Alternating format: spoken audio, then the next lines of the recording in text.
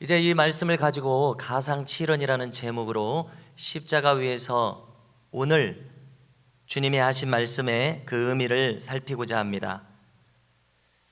네, 주님께서는 오늘과 같은 이 성금요일 오전 9시부터 오후 3시까지 6시간 동안 십자가에 달리셨다가 죽으셨습니다. 주님은 지난 저녁 깊은 밤중에 겟세마네 동산에서 기도하시다가 대제사장들이 보낸 군인들에 의해서 체포되셨습니다.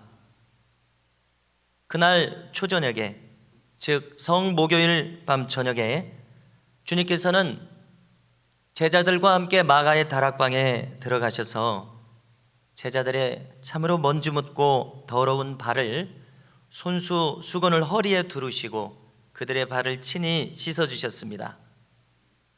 이것은 겸손한 마음을 가진 사람이 아니면 할 수 없는 일이었습니다. 사람을 섬기고자 하는 아끼는 마음, 위하는 마음이 아니면 아무도 그런 행동을 할 수 없는 것을 우리는 잘 알고 있습니다. 그 다음에 주님은 유월절 만찬을 잡수셨습니다. 그때 주님께서 드셨던 최초의 이 성만찬은 앞으로 모든 믿는 사람들이 그대로 행하라고 명령하신 만찬이셨습니다.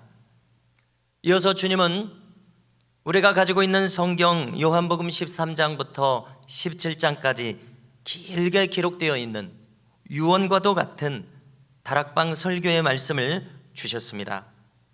그 내용은 주로 장차 성령이 오실 것이다, 내 대신 성령을 받으라, 이런 말씀들을 주로 해주셨습니다. 그리고 주님은 제자들과 함께 참여하며 감람산으로 나아가셔서 밤새껏 기도하셨습니다. 그러다가 새벽에 체포되셨습니다. 체포되신 주님은 대제사장 가야바의 집으로 끌려오셔서 산헤드린 공회를 그 새벽에 열고 주님은 신문을 받으십니다. 그리고 그들에 의해서 사형 판결을 받으십니다. 그들이 정한 주님의 죄목은 신성 모독죄였습니다. 그것은 자기 스스로 하나님의 아들이라고 말하면서 하나님을 모독했다는 것입니다. 성도 여러분, 그러나 그것은 진실이었습니다. 대제사장의 무리들은 3년 반 동안 보여주신 주님의 하나님의 아들로서의 진실을 외면했습니다. 그리고 기어이 그들은 무서움을 모른 채 하나님의 반대편에 서고 말았습니다. 여러분, 인간의 교만은 이처럼 무섭습니다. 참으로 무서운 죄가 인간의 교만입니다.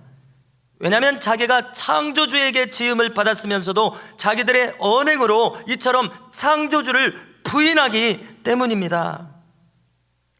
당시 유대 나라는 사형 집행권이 없었습니다. 왜냐하면 로마의 식민지 지배를 받았기 때문입니다. 그들의 총독인 빌라도가 승낙을 해줘야 사형을 집행할 수 있었습니다.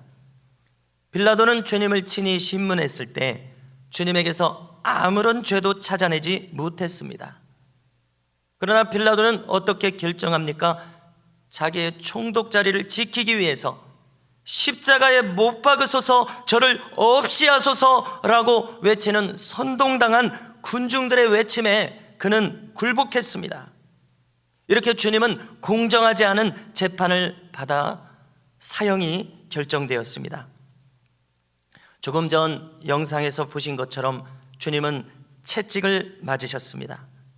뼈조각, 날카로운 금속 조각이 붙은 채찍은 주님의 살점을 떨어지게 하며 주님의 온 몸을 피투성이가 되게 했습니다. 그래서 베드로는 말합니다. 저가 채찍에 맞음으로 우리가 나음을 입었나니 라고 말합니다. 성전문 앞에서 구걸하던 자에게 그가 원하는 돈은 줄 돈은 없고 자기 안에 예수님이 살아계셨습니다. 그래서 그는 성전 비문에 앉은 뱅에게 뭐라고 얘기했습니까? 금과 은은 내게 없거니와 내게 있는 것으로 내게 주노니 일어나 걸으라 할 때 그가 일어서서 걷는 역사가 있었습니다. 할렐루야. 그래서 베드로는 말합니다. 주님이 저렇게 채찍에 맞으심으로 우리의 모든 질병을 가져가셨다고 이야기합니다. 주님은 어제나 오늘이나 영원토록 동일하십니다. 주님은 오늘 나에게 있는 질병도 채찍에 맞으심으로 대신 그 질병을 짊어지셨음을 우리 모두가 믿을 수 있기를 바랍니다. 이미 채찍에 맞아 고통으로 지치신 주님은 십자가를 지시고 골고다 언덕으로 끌려가셨습니다. 주님의 머리에는 가시면류관, 두 손과 양발은 대못에 박히셨습니다. 주님은 오전 9시에 십자가에 매달리셨습니다. 주님의 온 몸과 머리, 두 손과 두 발에는 하루 종일 주님의 보혈이 흘러나오고 있었습니다. 이때 주님은 자신을 못 박은 자들을 바라보며 말씀하십니다. 아버지, 저들을 사하여 주옵소서. 자기들이 하는 것을 알지 못함이니이다. 자기를 못 박은 군병들을 주님은 탓하지 않으셨습니다. 자기에게 불의한 재판을 한 빌라도를 탓하지 않으셨습니다. 그처럼 비역하고 비열하고 모질게 자기에게 사형을 언도한 대제사장의 무리들을 탓하지 않으셨습니다. 미움을 받으시면서도 묘하지 않으셨습니다. 왜냐하면 그들은 자기들이 하는 것을 알지 못하기 때문이었습니다. 주님은 기도하셨습니다. 저들을 사하소서, 저들을 깨닫게 하소서, 저들이 모르는 것을 알게 하소서. 성도 여러분, 우리도 이 마음을 구할 수 있기를 바랍니다. 그러나 우리의 마음이 주님의 마음과 같지 않고서는 이 마음을 가질 수 없음을 깨닫습니다. 우리의 마음도 모든 진리, 천국과 영생의 진리를 알지 못하고서는 나의 마음이 넓어지지 않는 것을 깨닫습니다. 나도 모르면서 어찌 모르는 자들을 안타까워할 수 있겠습니까?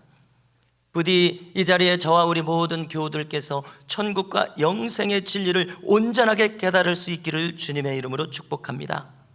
그래서 우리 모두가 빛의 사람이 될 수 있기를 소원합니다. 우리 모두가 생명의 사람들이 될 수 있기를 소원합니다. 오직 그럴 때만 알지 못하는 사람들을 안타까이 여기며 용서할 수 있으리라 믿습니다. 어둠에 있는 자들을 불쌍히 여길 수 있으리라 믿습니다. 성도 여러분, 우리는 이제 이 세상에 속한 무지한 자에서 저 천국에 속한 주님의 마음으로 옮겨가야 되겠습니다. 무려 나는 1만 달란트를 탕감받은 이 마음이 되지 않고서는 500데나리온 빚진 자를 그 멱살을 쥐며 용서할 수 없는 어리석은 자가 될 수밖에 없습니다. 성도 여러분, 우리는 큰 사랑을 받은 자임을 기억하시기 바랍니다. 큰 용서를 받은 자임을 기억하시기 바랍니다. 내가 진실로 내게 이르노니 네가 나와 함께 낙원에 있으리라. 성도 여러분, 십자가 양편에는 두 사람의 강도들도 십자가에 매달렸습니다. 한 사람은 주님을 조롱했습니다. 너 스스로도 구원하지 못하면서 누구를 구원한다고 하느냐. 그러나 다른 쪽 강도는 주님께 자비를 구했습니다.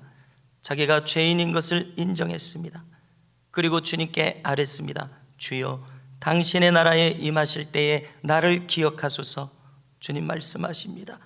오늘 네가 나와 함께 낙원에 있으리라. 성도 여러분, 우리 모두가 주님의 자비를 구할 수 있기를 바랍니다. 그것은 나의 죄를 회개하는 마음입니다. 저와 함께 지옥을 향해서 눈을 한번 옮겨 보십시오. 지옥에서 수많은 사람들이 뉘우치며 회개하고 있습니다. 지옥에서 할 회개를 우리는 살아있을 때 해야 함을 기억하시기 바랍니다. 지옥에서 살려달라고 애통하며 부르짖는 그 부르짖음을 우리는 이 땅을 살아가는 동안 해야 합니다. 정녕 어리석은 자는 지옥에 가서야 회개합니다. 그러나 그때는 아무 소용이 없습니다.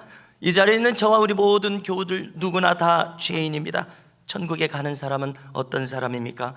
지옥에 가서 할 회개를 지금 여기서 사는 동안 한 사람, 그래서 하나님 편으로 돌아온 사람, 천국에 속하기를 기뻐하는 사람, 그 자가 바로 천국에 들어가기 합당한 자임을 믿으시기 바랍니다. 여자여 보소서 아들이니이다. 보라 내 어머니다. 주님은 어머니 마리아를 사랑했습니다. 공경했습니다. 내 부모를 공경하라. 그리하면 이 땅에서 내가 잘되고 내 생명이 길리라. 말세 바울은 말합니다. 사람들이 부모를 거역하리라. 이 같은 사람에게서 내가 돌아서라. 주님은 사랑하는 제자 요한에게 이처럼 어머니 마리아를 맡깁니다. 보라 내 어머니라. 이제 오후 3시가 가까워졌습니다. 주님의 고통은 크게 달하셨습니다. 온몸의 피를 다 흘리시고 기진하신 시간이 되었습니다. 주님은 죽음이 가까워졌음을 아셨습니다. 주님은 이제 처음으로 아버지 하나님과 단절될 시간을 맞이하시게 된 것입니다. 왜 그렇습니까? 하나님 아버지는 죄와 불경건을 하나도 용납하지 않는 분이시기 때문에 그렇습니다. 주님은 인간의 모든 죄를 대신 짊어지시고 아버지 하나님의 미워하시는 바 된 자가 되었습니다. 성도 여러분,